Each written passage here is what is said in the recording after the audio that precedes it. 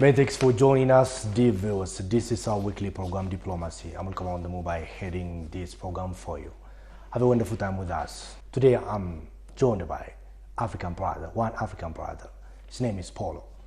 Many thanks for joining me. Thank you. My name is Yohani Paulo Imani. I am an Africanist. Africanist is another way to say Pan-African, or people who believe that Africa should unite. And I'm here in Ethiopia to actually advocate the unity of Africa, specifically the Swahili language. Swahili language, or Kiswahili if you want to say, because some people have different understanding when it comes to Swahili language. So is it Kiswahili or Swahili, either way. And thank you so much for inviting me to your studio, my brother. Welcome. Just to begin with, what are you doing here in Ethiopia at the moment? Currently, what are you doing in Ethiopia? Yeah, here in Ethiopia, I came to Ethiopia 7 months and 3 days ago. I came from the United States of America, Washington, D.C. That's where I was living. That's where I studied. That's where everything was. So I came here to Ethiopia to advocate Swahili for Ethiopia and for Africa as well, but also to explain Swahili, or the need of Swahili as one unified language, and also to teach Swahili, which is the last option, to teach Swahili. So I am teaching Swahili, advocating Swahili, but we are also pulling out news, weekly news for Africa in Swahili. Why Swahili? Why not other country, the other language, for example, English, or why not the other language in Africa, which is originally from Africa? Why not? Why only Swahili? Yeah, that's a very good question. Actually, I think people really want to know what is unique about Swahili. The first thing we do, even when we are teaching Swahili, we started to explain what is Swahili.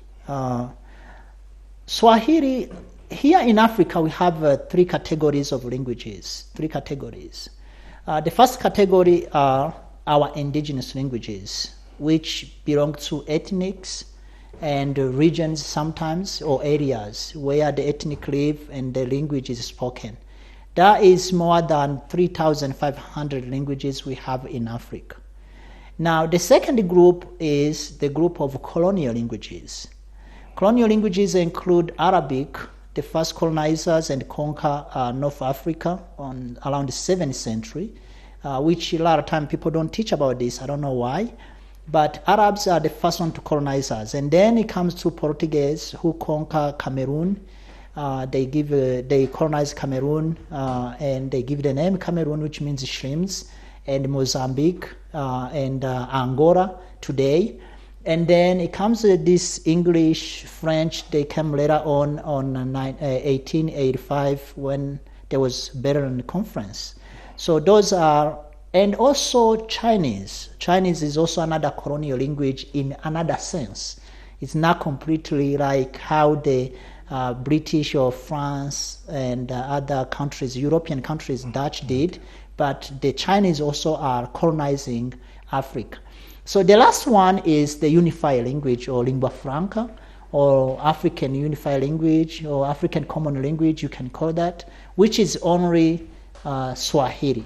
So Swahili does not belong to colonial languages, and Swahili does not belong to indigenous languages. So there is no ethnic called Swahili or tribe called Swahili at all. So Swahili is in the middle of all of those. That's why we advocate Swahili. But also, besides being Swahili not being ethnic language, or does it belong to someone, like how you know Afan Oromo, Amharic, Gurage, Benyashangu, Zulu, Waraita, Mandinga, Kikuyu in Kenya, Ruganda in Uganda. Swahili is also the most spoken language in Africa by many people. So the number of Swahili speakers now is very high.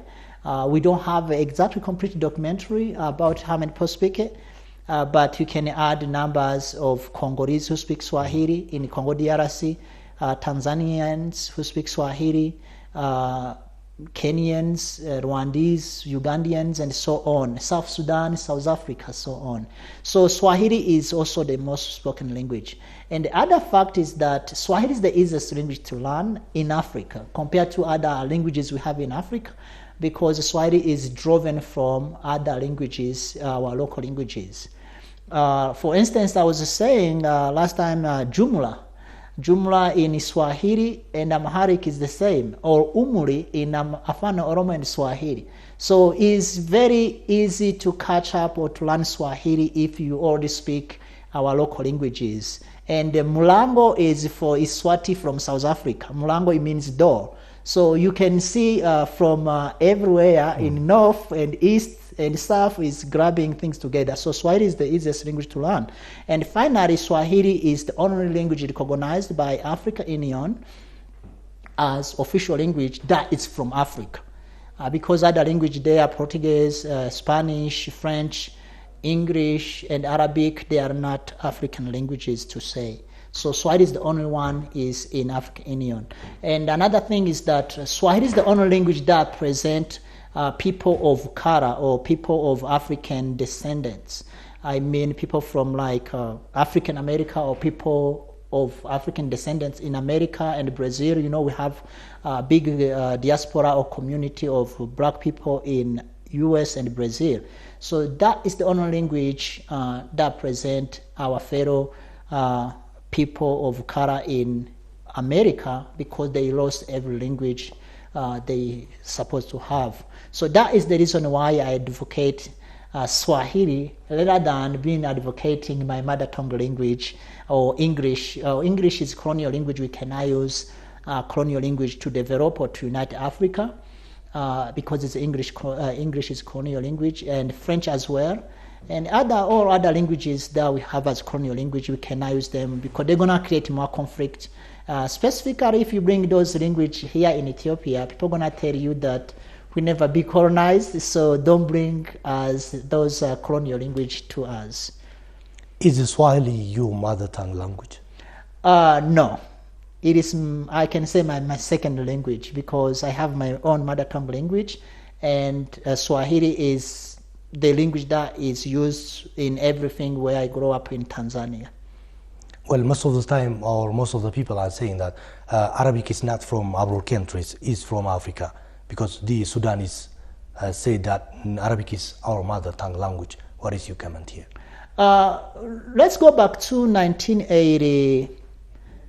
I think it's around 1980, something like 5 or 6 or 7. I'm not sure exactly which dates, when Sudan adopted Arabic. So what were they speaking before? Mm-hmm. Because if they're going to tell me that Arabic is the mother tongue language, which I know somewhere I read, I think there is more than 70 or 80 ethnics in Sudan. I know definitely there is Darfur, there is Nubia there. Those two I know completely because I know some people who are in those ethnics from Sudan. So the mother tongue language or the mother tongue language of the Sudanese is the ethnic language. Arabic, it came as they adopted it. Okay, it's not the mother tongue language. If some people has forget the mother tongue language and then go on board with Arabic, still Arabic it is not the mother tongue language. And also Arabic, we don't have ethnic called Arab in Africa as we know. There is no one land that is called Arab. If you go to ethnic of Zulu in South Africa, you're going to find the Zulu Natal. It's the land of Zulu people. You go to Yoruba in Nigeria, there is the land of Yoruba people. You go to Maasai, there is the land of Maasai people. You go to, here in Ethiopia, you go to Gurage ethnic, there is Gurage land.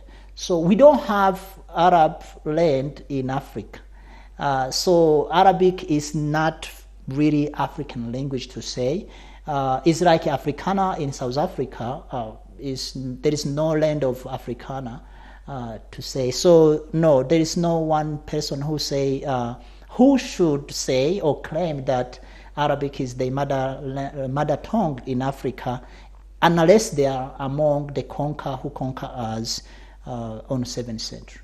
How do you get Ethiopia, and what was your previous expectation about this country? Ethiopia, first of all, what does Ethiopia mean? Because some people do not understand. Ethiopia means Africa. In a sense, it means African people. When I'm here in Ethiopia, I am Ethiopian once I come to here, okay?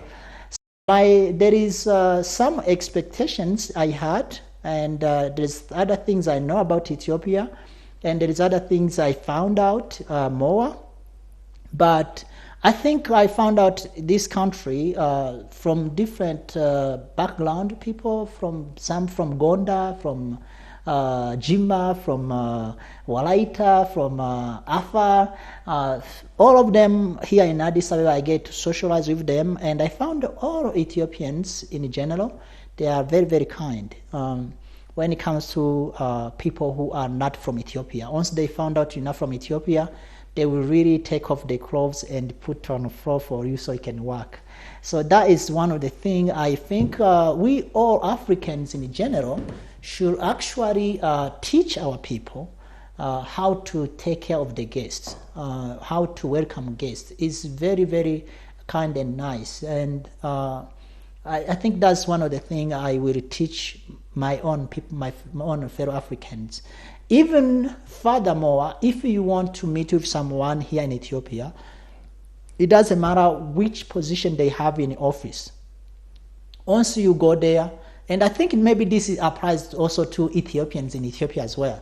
Once you go there, you can find them. You know how difficult it is to find a politician in other countries. I don't want to mention any country in Africa, but you know how difficult it is. It's almost impossible. You cannot find or meet with any minister or any office. But here in Ethiopia, it is very easy and possible. So I found this to be another thing we should teach our fellow leaders in African countries, to be available to their citizens and to people who need something from their office. I think that is one of the things I really, it's kind of touched my heart actually.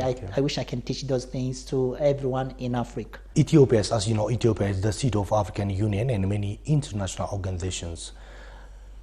How do you recognize the role of Ethiopia in sustaining the African Union, and especially in sustaining the broader relationship with the African countries? How do you recognize the role that Ethiopia has played in sustaining the unity of Africa?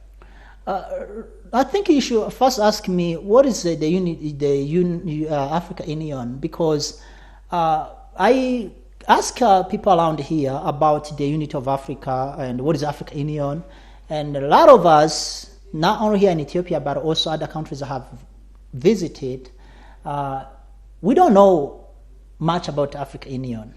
So the African Union was formed or created in 1963 with the intention of our countries will get independence and then unite.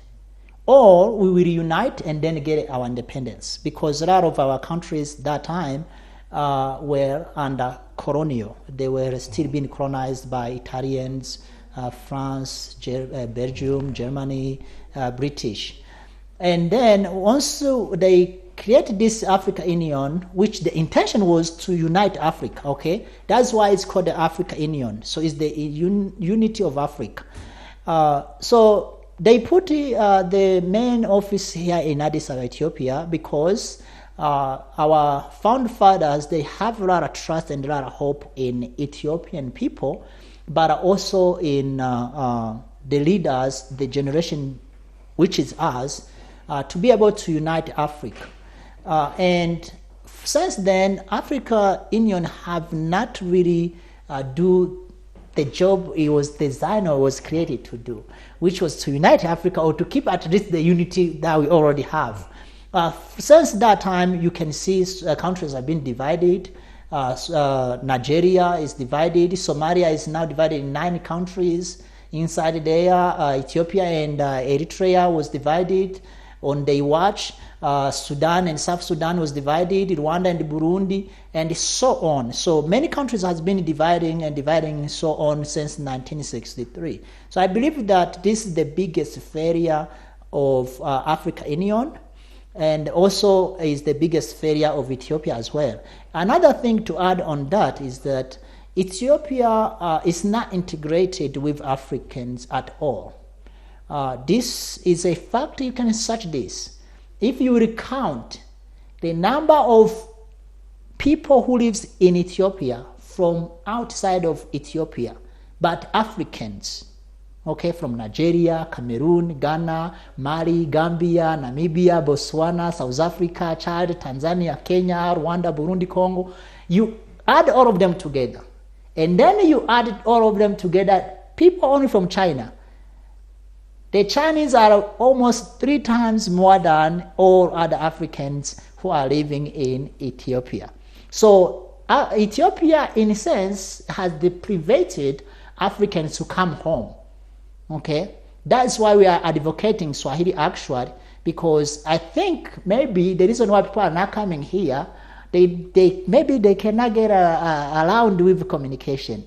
So I think that is another point that has failed. The role of Ethiopia has not been seen in African Union at all, except to keep African Union in Ethiopia, which I think is the former president of Libya, His Excellency Muammar Gaddafi. He wants to move the African Union from Ethiopia to Libya. I think that's what he was trying to do. And the former Prime Minister of Ethiopia, Meles Zenawi, he said no. So I think that is something good, at least to keep African Union headquarters in Ethiopia. But honestly, Ethiopia has not been playing good role to advocate the unity of Africa, to advocate the unity of our own people in sense, between the borders of Ethiopia and other countries is almost always closed, according to what we can see. Now it's a little changing, but let me give you an example on this point. You can take bus, just bus like this Zemen bus, from Dar es Salaam, Tanzania, that's on east, all the way to Juba in South Sudan. And you can take bus from Nairobi, Kenya, all the way to Bujumbura, Burundi, or from Bujumbura, Burundi to Rwanda, or from Rwanda to go back to Dar es Salaam, Tanzania, or from Dar es Salaam, Tanzania to Zambia, Lusaka, or you can go from actually Nairobi to Kinshasa. Nairobi is on the east, and Kinshasa, Congo, DRC is on all the way to the west.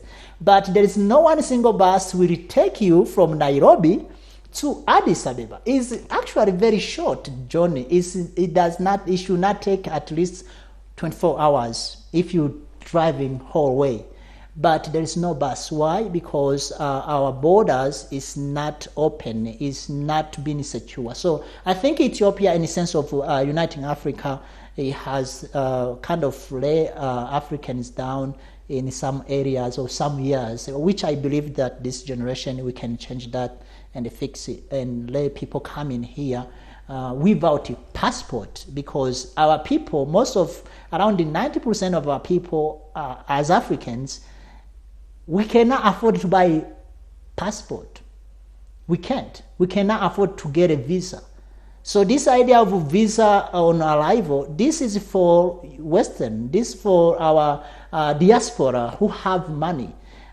Someone from Jinja in Uganda cannot come to Ethiopia by visa because they don't have that money. They don't have the passport. They don't have that. So we need to open borders for those people.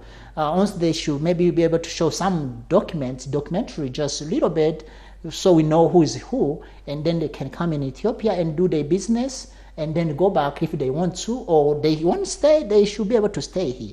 But this idea of visa, I'm also against that in big time, and the passport as well. We African, we should not have to use a passport to go from one country to another country. By the way, the countries we are talking about were put there by our enemy. In Berlin Conference, all the borders were drawn when no one of our ancestors or our parents or our grandparents were there. So we should, if we want to close those borders, we should not have to have a visa or passport at all. They, the European or Chinese or Western, they should be able to bring as passport because they have money. But we, as Africans inside Africa, we should not. If I want to go to Zambia or Botswana or Namibia or Lesotho, I should not have to present any passport or things like visa. I should just present my ID if there is, or my birth certification. Then I should be able to go to the country. Last year, Ethiopia has launched a free visa for all African countries. Is that not? And one point, is that the mandate of the Ethiopian government and people to bring all the African countries or the African individuals or citizens to come and live here in the capital of Ethiopia? I think it's both.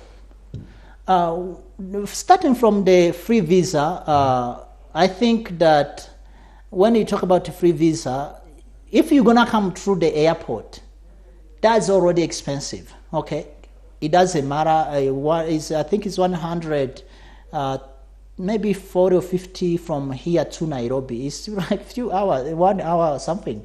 Okay, in airplane. That much money, I believe for sure that most of our people here in Addis Ababa don't have it. Okay, those are diplomats. So it doesn't matter even if you say visa free, if there is no way to come, there is no train comes to Ethiopia, there is no bus come to Ethiopia, there is no taxi come to Ethiopia. So how do you want people to come, even if you give them visa free? Now the second question is that the responsibility of Ethiopia to bring people in Ethiopia who are from like Cameroon or from Chad, or is themselves be able to come to Ethiopia? This is the role of both. If you come here and you cannot communicate, you're not coming back. I think I was doing research on tourism, and I found out that people will love to visit France, but the problem is the language. Okay? So if people cannot communicate, why would they come? Because this is me. I have this experience myself. For most of the time, I act like I cannot speak. I just use the hand sign because honestly, that's the only option I have. So that is when the Swahili comes in. Swahili is the easiest language to learn, as I mentioned in the beginning. People can learn Swahili very easily and be able to communicate very quickly. So if Ethiopia was on board with Swahili, which I believe they will, because there is other reasons, I think more people maybe will come. I say maybe because we're not sure. But another thing is that the environment, if you come here and you don't feel like this is your home, definitely you're not going to come back. You're not coming here. And another thing is investment. Another thing is investment here in Ethiopia. People don't really invest in Ethiopia as Africans. It's not only Ethiopia, by the way. Most of our countries, people, they do not invest in Africa. They invest outside of Africa, and then which is very sad and very bad. So we need to kind of see the opportunity and the possibility of people to invest in Africa as Africans. Maybe even discount. If you the requirements of investing in Ethiopia is like maybe, let's say, $20,000 and so if you are African investing in Africa, you should at least, maybe the money should go low, so you can motivate people to come to invest in Ethiopia. For instance, in Rwanda, I believe I have a friend of mine who went to do business in Rwanda. I think it's to produce soap. He went there. He was from Cameroon. After 2 weeks, he already have a residence, and he already have land. He built in 6 months. He already have everything to go, and the documents in terms of license and all of that. So, if that was available for Ethiopia, I believe people will come to invest here in Ethiopia. But the first thing is to roll the money for investment. That's why I believe it will help people to be able to see, what kind of opportunities we can get from Ethiopia. Because people will not just come to Ethiopia to stay here without doing nothing. Well, what is best for African countries? In what ways they can stand together? They can stand by the side of one another in building a prosperous continent? May I tell you this first? I think that when you talk about the African countries, where did they come from? Because this is the idea and the agenda of people who hate Africa always. They are the one who divided us. They divided our people. They divided our Oromo from Ethiopia to Kenya. It became Borana. They divided our people from Burundi and Tanzania. It became Waha. They divided our people from Kenya and Tanzania. It became Kikuyu and Chaga. It's the same family, same people, and so on. You can go all the way to West Africa. So there is no way one country will actually support another country in Africa because the border is not done right.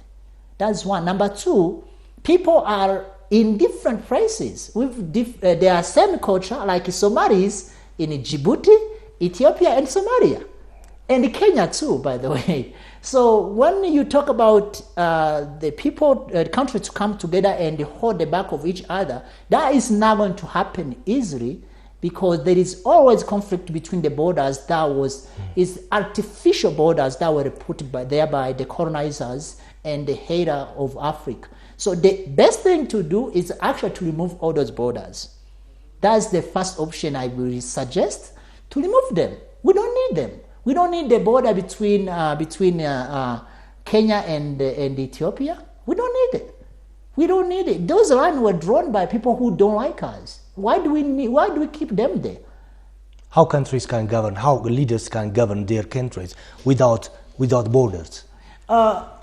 If you're governing one group of people, how come you can't do that?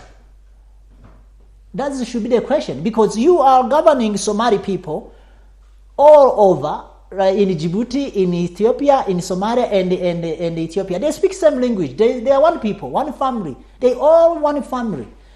How come you cannot govern them? Why do we need uniting Africa then if we cannot govern our own people without having borders? So I think that the first thing we should look is not whether Sudan will support Ethiopia or whether Somalia will support Kenya or Kenya will support Somalia or whether South Africa will stand with Mozambique. No, it's not what we should be looking for. We should be looking for actually to remove those borders. That's the easiest way compared to the country to support each other. Because, for instance, there is ongoing conflict between Nigeria and Cameroon. Because the Nigerians, the Cameroonians, English speakers are saying that they've been oppressed by the Cameroonians, French speakers. There is conflict going on now, I'm talking to you, between Uganda and Rwanda. There is conflict going on between Rwanda and Burundi. There is conflict going on between Kenya and Somalia. There is conflict all over Africa is just conflict between countries that is artificial, by the way. So the easy way to do that, it is to actually remove those borders, to remove those barriers. Because, by the way, when you see the conflict between, for instance, Kenya and Somalia, it does not mean that the Somalian people, the average citizen and the Kenyan average citizen, they have any problem with them at all. It's the political things. Okay, so I think the first thing we should look is how to remove the borders. Number two, if it does not work, that one, which I believe 100% that can work. If it does not work, I don't think there's another way because there will always be the conflict politically and economically competence. Countries always compete. Kenya always compete with Tanzania. Okay? Ethiopia maybe compete with Nigeria or some other countries. So we always constantly in competition. So there will not be that much support each country by each other. It may be temporary, but not permanent. Well, nowadays Ethiopia and Kenya have started a border project that can benefit both countries, Ethiopia and Kenya. What is the lesson for all the countries of the African countries, for the rest of African countries, and for the future? In what ways they should integrate? Let me say that the border issue or the border situation in Kenya, between Kenya and Ethiopia, is more bigger than what is said to be. Because once you open the border between Kenya and Ethiopia, you are also opening border between Tanzania and Kenya. And then you are opening border between Kenya and Uganda, and Kenya and South Sudan. So it goes like that all the way to Rwanda. As you know, in Kenya, Uganda, and Rwanda, they have one visa. You can go take your one visa and they will take you in those three countries. So the opening a border of Kenya and Ethiopia should not actually be based on just opening borders, but it should be based on the language. I believe that Ethiopians, if they intend to communicate with Kenyans, which I know 100% that more than maybe 80%, this is not research done, more than 80% of Ethiopians can possibly not communicate in English. They can read. Most of people, they can read. If you write, they will be able to read and understand. But when it comes to speak, it is a big problem. So why are you opening borders to people that you cannot communicate? It's still not going to work. So I think the first step for Ethiopia and Ethiopians, it should be actually to adopt Swahili and then open the borders. Because once you do that, you adopt Swahili, and Swahili is taught in Ethiopia, just like 1 or 2 years would be enough for Swahili to be here and be spoken. This is a guarantee. I guarantee you this. So if once that happens, then people will not only be able to move from Ethiopia to Kenya, but also to continue to Rwanda and Burundi and Tanzania, and goes all to Mozambique, all the way to South Africa, by the way. So I think we should look big picture, not just small picture. But it is a good move to open the borders so people can maybe sell injera to Kenya, and Kenyans can bring ugari and nyama choma, whatever it is. I think it is good. But the best thing is to actually bring the language, because the communication, the movement is not going to function right unless there is a language that is helping the movement to go. In what ways or how the African countries and Africans should stand by the side of one another in time of need? That is based on resources. We cannot stand with one another if we are not economically secure or economically independent. Let me tell you this. Back in time of Magufuli, His Excellency Mheshimiwa Magufuli, the former president of Tanzania, or the hero, Tanzania had no problem with one single country in Africa at all. Maybe Tanzania had problems with foreign countries, China, Russia, US, England, Germany, but it had no problem with any other country in Africa because economically Tanzania was secure. So if you want a country to stand with another one in terms of need, it's not going to work, because the country you want to stand with you, or the country you want to stand with, is depending, it's economically under colonization. So the first thing we should look is, how can we actually be free? How can we get independence economically? How can we get independence educationally? Those are the things we should look. Otherwise, if any country, which we have so many countries and so many leaders in Africa who are completely puppets, or they are under colonization. If the European Union say, do this, we'll give you this much money, they do. They don't ask why, they ask when. Okay? They do not ask, if it, like some countries, if you say, hey, hey, you country, go attack Somalia. They don't say, why will we go to attack Somalia? Why? They say, when? Is that today or is tomorrow? So the country want to stand with you, it has to be economically secure. Otherwise, it's not going to stand with you because it's in need. So I think that answers your question very well. Exactly. Well, Ethiopia has to plant 6 billion tree seedlings in the coming Ethiopian summer season. It's a kind of plan. Out of this, almost 1 billion tree seedlings will be distributed to the neighboring countries. Okay. As donation. Yes. How do you recognize this?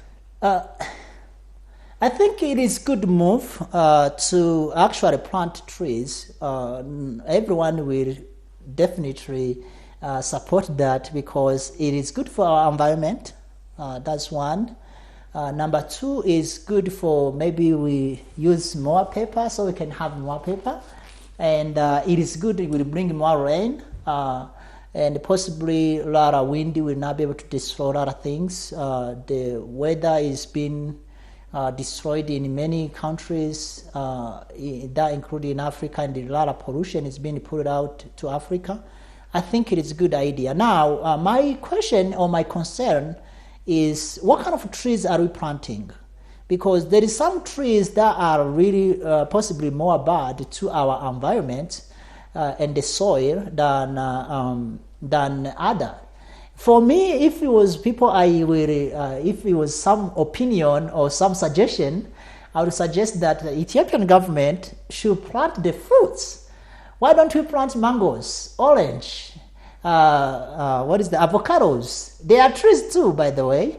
And jackfruits is called Venice in Swahili. I haven't seen them here in Ethiopia, but all those trees that produce fruits will be possibly better because after they grow, then we're going to eat fruits. But this is my opinion, okay? I'm not saying it is bad to plant the trees. It's advisable. But I think we should also mix more in those billions of trees. We should possibly get 80% of fruits, and then the other trees like eucalyptus, we should be able to plant them on mountains where the fruits cannot possibly grow.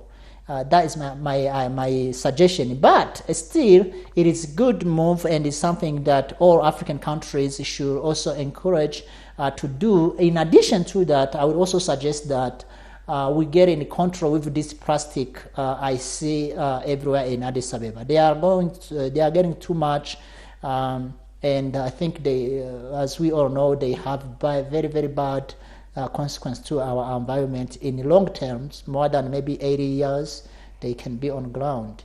So that's what my takeout for that.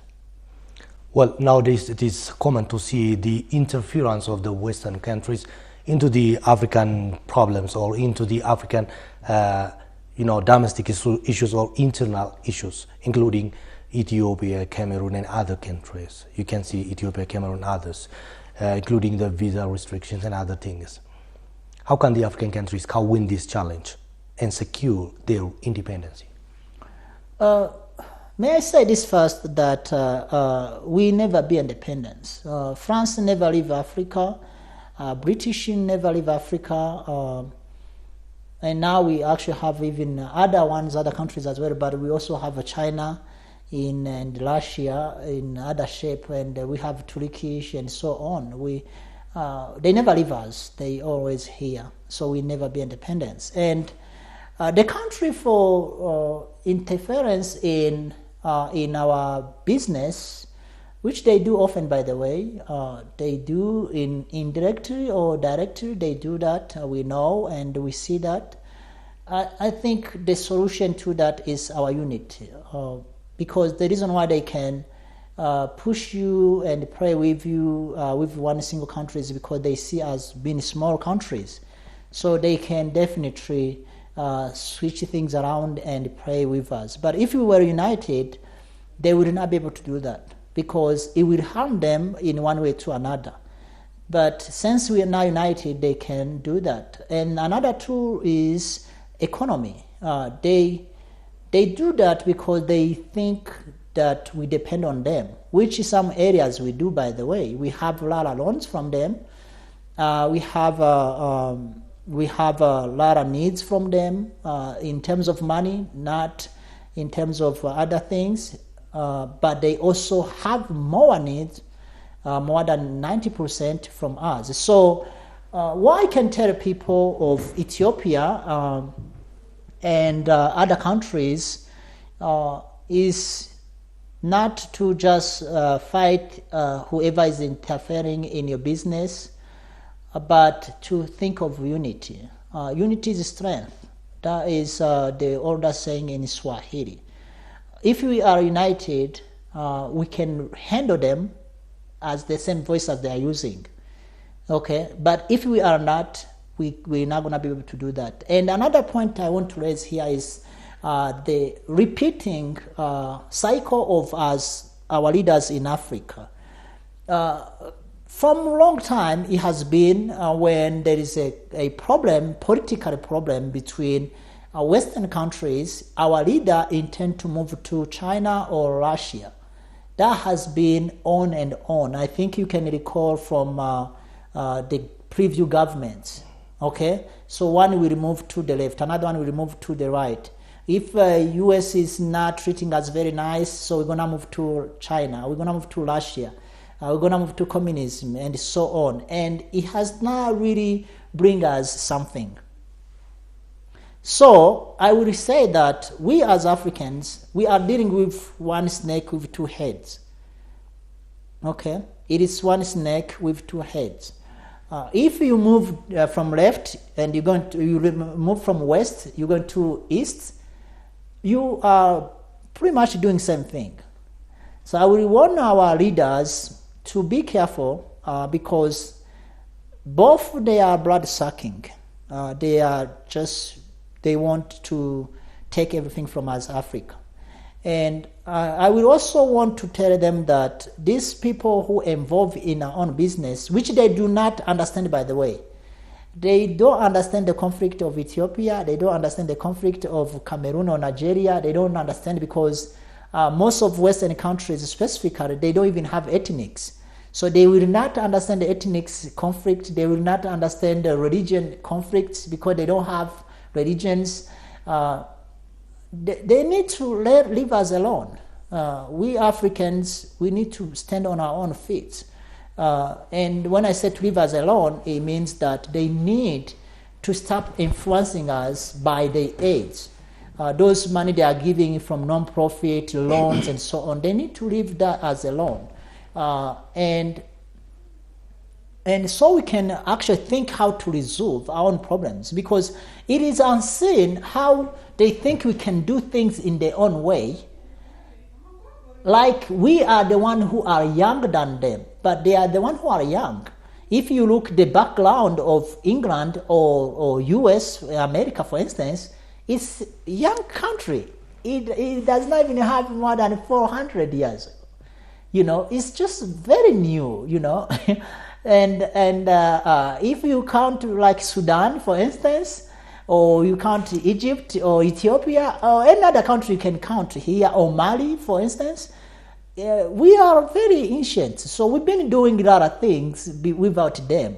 So why don't they give us a second and so we can do what is better and for us? By the way, this does not mean American people or French people or British people don't like Ethiopians or don't like Africans.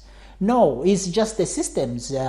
Some politicians, some business people, some organizations are not good for us Africans. But those other countries or those people, citizens, they love Africa. They want us to stand. They want us to prosper, because once we prosper, they prosper as well. The well-being of Africa, it is entirely the responsibility to everyone who lives on this planet, because all of them, they came from us.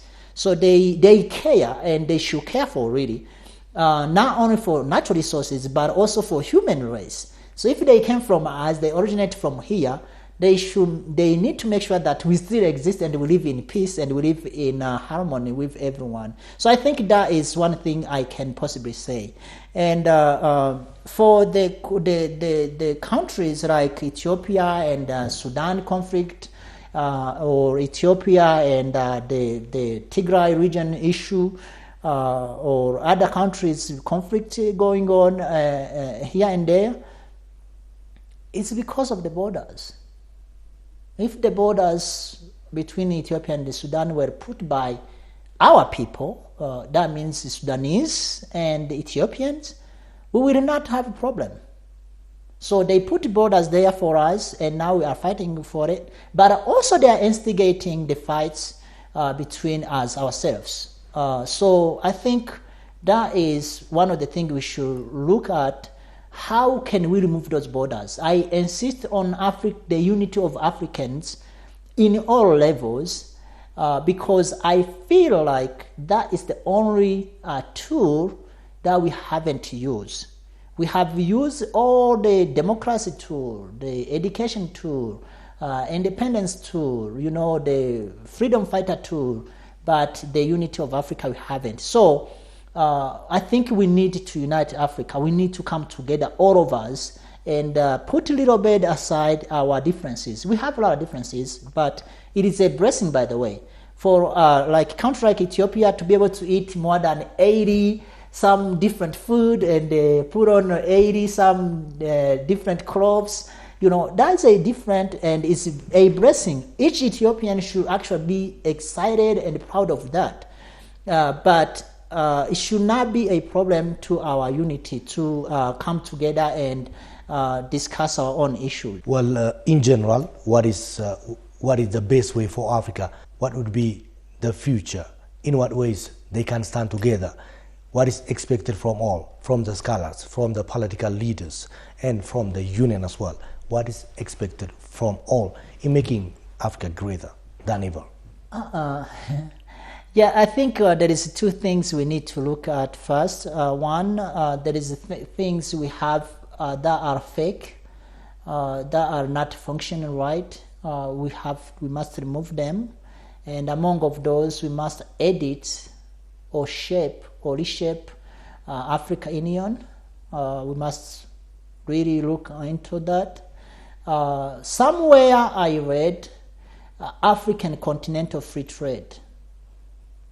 That was launched by the president of Ghana, His Excellent, what is it, Anna Afo, and it was advocated by the president of Rwanda, His Excellent Paulo Kagame, the Prime Minister of Ethiopia, Abiy Ahmed, the president of Kenya, Uhuru Muigai Kenyatta, and other African leaders.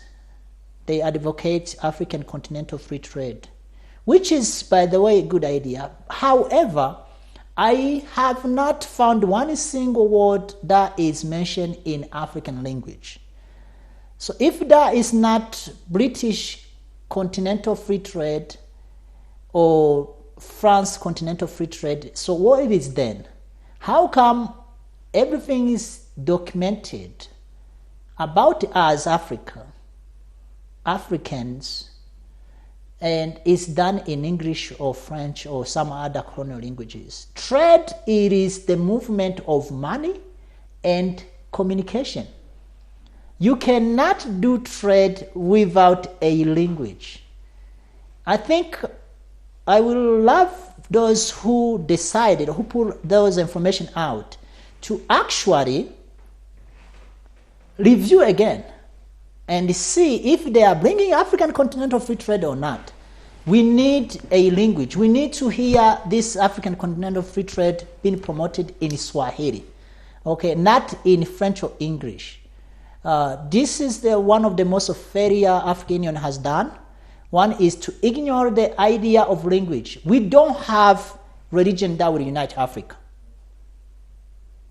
We don't have same background or history that will unite us as Africans. We don't have same education system that will unite us. We don't have the same ethnics that will unite us or traditionals. The only thing we have as a hope is Swahili. That is the only thing can unite us. So in moving forward, we need Swahili language in all of those areas. That's the first thing we Africans need to look forward. We need to look one common language. Think about it. Let's say we unite Africa, and you have a case in court in Gambia, and you go there. How do you gonna be presented to the judge, to the court system? Or you have anything you wanna communicate, you maybe wanna buy a house there or something. How do you gonna do that if we don't have a unified language? It's impossible. So the first thing I think, or I believe that we should move forward to look is a language first. That is the best way to move for now. And then after we finish that, we will be able to talk about the buying and selling among ourselves. Let me tell you the truth. If you go to Uganda, you're not going to find injera there.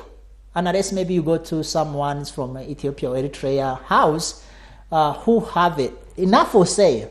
They have for themselves to eat. So you cannot do business by selling injera in Uganda or any other country in Africa. There is no injera. Same thing once you come to here.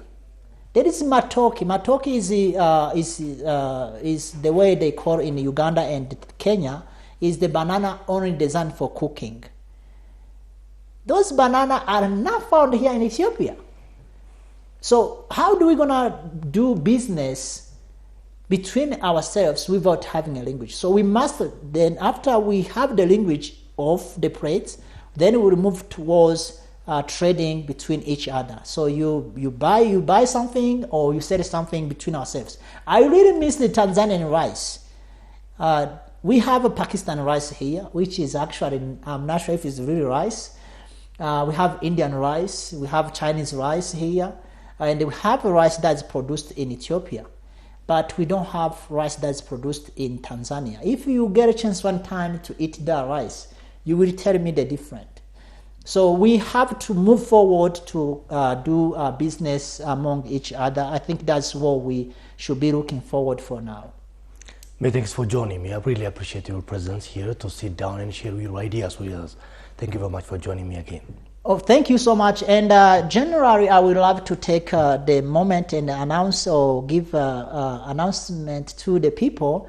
On June 27th in Fahrenheit calendar, we have a Swahili dinner for those who want to come to eat Swahili food. We will have nyama choma, mshikaki, ugari. We will have also matoke, as I was saying, and other Swahili food. We will also have music and some traditional clothes. We will be on Kazanches behind the Zemen Bank. If anyone want to come to us, they can always contact us. Yeah, thank you so much for having me. I hope that all Ethiopians who have less of knowledge about Swahili language, which most of them they say Swahili is a Kenyan language, is false. Swahili is not Kenyan language only, it's also Tanzanian language, it's Ugandan language and Congolese. The other part they will say Swahili is East Africa language. That also is false because Congo DRC is not in East Africa. The other will say Swahili is Arabic, which is false because Swahili is a trade language or / Bantu language, is not Arabic. In fact, Swahili is closer to Amharic than is close to Arabic. So I think all those Ethiopians who don't know more about Swahili, now they have information. You can always come and learn Swahili. We teach Swahili and we give you also details about the history of Swahili. Thank you so much for having me. I'm so glad to be in the studio of OBN, Horn of Africa / English. Thank you. Welcome. Dear viewers, this will bring us to the end of this edition. I will come on the moon. Many thanks for joining us. Have a wonderful time.